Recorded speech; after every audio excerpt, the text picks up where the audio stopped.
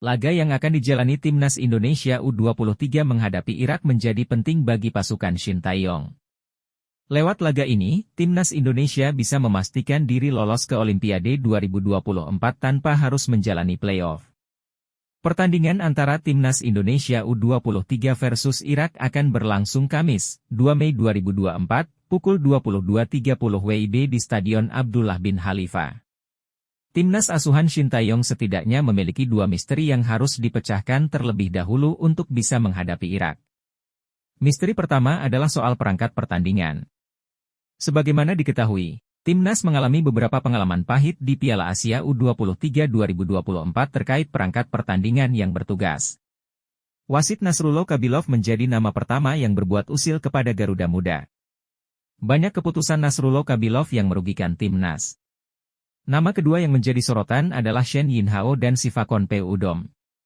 Pasangan Shen dan Sivakorn ini bertugas saat Indonesia menghadapi Uzbekistan di babak perempat final lalu. Shen bertugas sebagai wasit utama. Sedangkan Sivakorn berada di bilik VAR. Singkatnya, kombinasi Shen dan Sivakorn membuahkan hasil kurang baik bagi Timnas. Lagi-lagi beberapa keputusan yang dibuat pada laga tersebut terasa cukup merugikan Indonesia. Apes bagi Garuda Muda, mereka tak bisa berbuat banyak terkait hal ini. Pemilihan perangkat pertandingan berada di luar kewenangan dan kapasitas tim arahan Shin Tae-yong.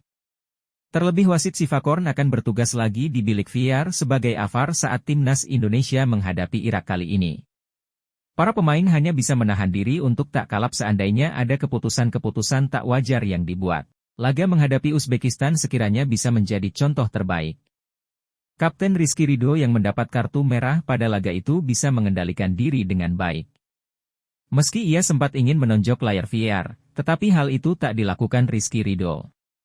Ia tetap berjalan meninggalkan lapangan dan masuk ke lorong stadion dengan tenang.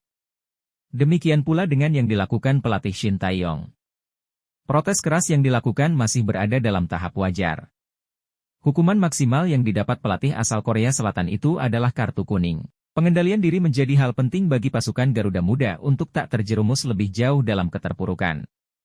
Misteri kedua yang harus dipecahkan Indonesia U23 adalah soal kekuatan Irak. Selama mengikuti Piala Asia U23 2024, permainan Irak sejatinya tak terlalu menonjol. Mereka seringkali menang hanya dengan skor tipis.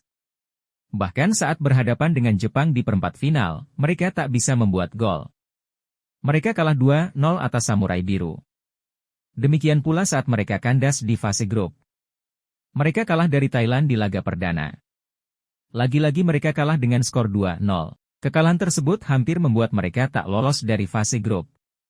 Hasil-hasil minor tersebut sekiranya berbeda dari apa yang didapatkan Indonesia.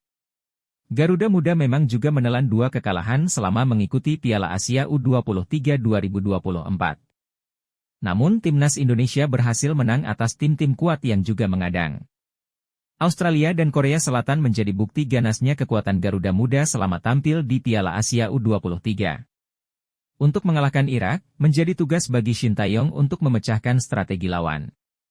ST punya tim mumpuni untuk melawan Irak. Ditambah lagi Garuda Muda masih punya kesempatan lolos langsung ke Olimpiade 2024. Kemenangan akan mengantar mereka lolos ke fase grup. Sedangkan kekalahan juga tak akan mengubur mimpi Garuda sepenuhnya.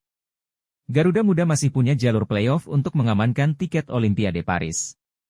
Andai kalah melawan Irak, Indonesia U23 akan melawan Guinea yang sudah menunggu di babak playoff.